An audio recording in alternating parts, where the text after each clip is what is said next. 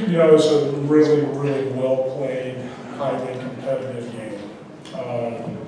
Obviously, it was an important game on both sides, especially important to Kentucky and you know how they played the game, and their guys gave them as much as they had. I thought Sean Jelly was just, I mean, we could never get to him, and he was that good. You know, college baseball doesn't have guys turning around on 4 days very much, where he's had to do it quite a bit, but I thought he was really special. On our side, Davis Daniel, you know, did everything we needed him to do. I mean, we were in a little bit of a bind with Jack going out that early, and Davis just took the ball and just got after it. Ate up the innings, you know, passed the baton. I thought Cody got within a strike at the end of the thing, but caught him. You know, if they want to win the game, we're sitting here talking about how we let one guy beat us. Fortunately, you know, Edward got us the timely hit, and we're not having to tell that story. But I just think I think all of us as a staff, we're just really, really pleased with how our guys competed. Questions for the players now. We'll talk about exactly what happened on the double play, on the play at second when you got spiked. Yeah. And was that on your mind when you hit the ball out of sight and it's your first at bat? No, it wasn't on my mind. It was definitely back in my head though. Yeah, I tried to flush it. He cut me up pretty good, and I tried to get it back and start something with him. Very correct. Davis, can you just talk about how you've adapted to this bullpen role and your last 3 bullpen outings have been pretty solid? Yeah, it's a lot of fun. You come in, the goal is one out at a time, and you're going out there with everything you've got. And you know, there's no trying to pace yourself, it's just going out there and getting everything you have. And after your day, ended up lasting a little while. I was able to bridge the gaps, Cody, and it's been a lot of fun. Will, just Edward has struggled a little bit lately, but to see him come through there at the end, and what's the? I mean, everybody kind of went into celebration mode, but you know, what'd you see out of a freshman to step in there and have it at bat like that? It was big time. We needed someone to step up, and I'm glad it was him. He needed it. He struggled with lefties a lot this year, and he knew that going into it. And he saw some pitches that I think it was a full count. He worked to a full count. Saw something he could drive and got the job done for us. It was big time. I'm real proud of him. Great, bro.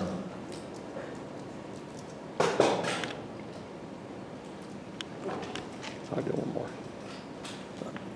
For both guys, just the importance of winning this one to get into that double elimination portion. And I mean, because obviously this has been one that I know has been an emphasis put on by Coach Thompson. Just to get this first win, what's it mean?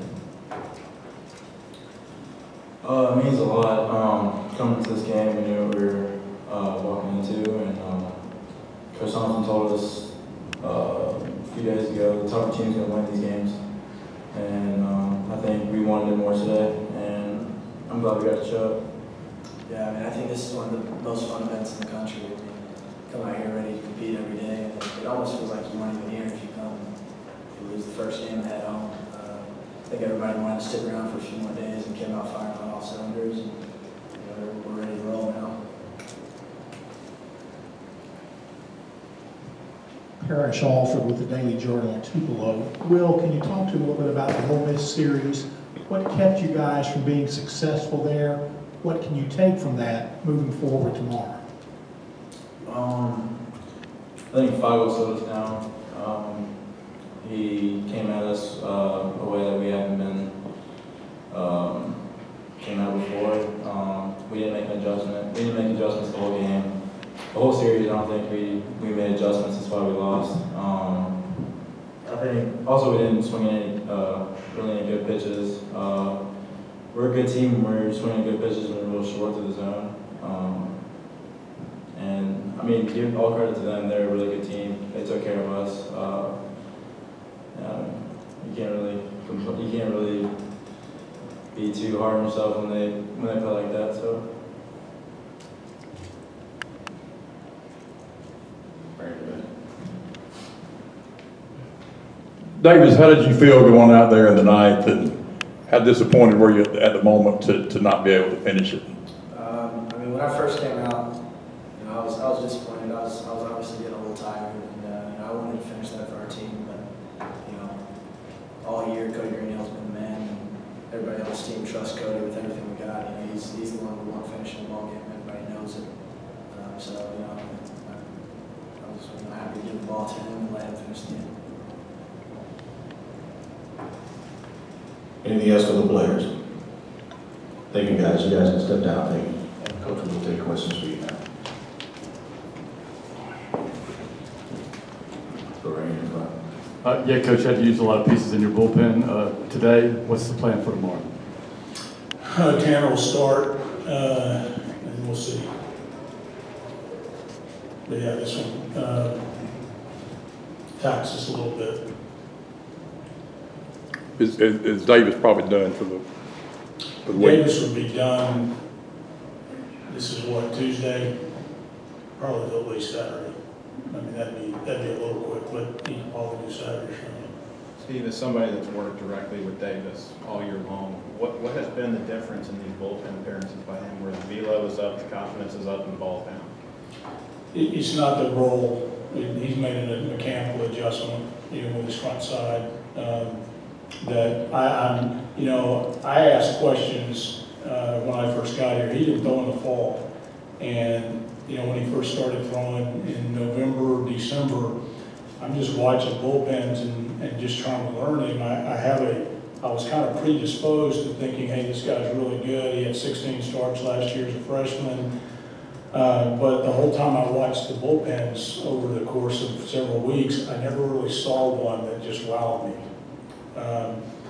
So I was really kind of at a loss as to who he really was. Was he a sinker slider guy, or was he a four-seam guy with a curveball?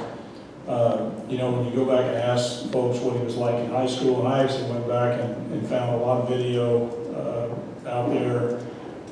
This guy threw sidearm in high school. I mean, he dropped down some. I mean, he's a crazy athletic kid for a pitcher. You know, I think he just finally, you know, after we had to kind of get him out of the rotation, he still threw a couple times in relief, and it wasn't any different. I forget who it was against, but it really wasn't a whole lot different. Maybe it was inter-squad and stuff, but it just was the same. He finally just, I think, got to the point where, you know, what I need to do, and it really was just getting his front side up. I was amazed. I think it was, I guess it was LSU.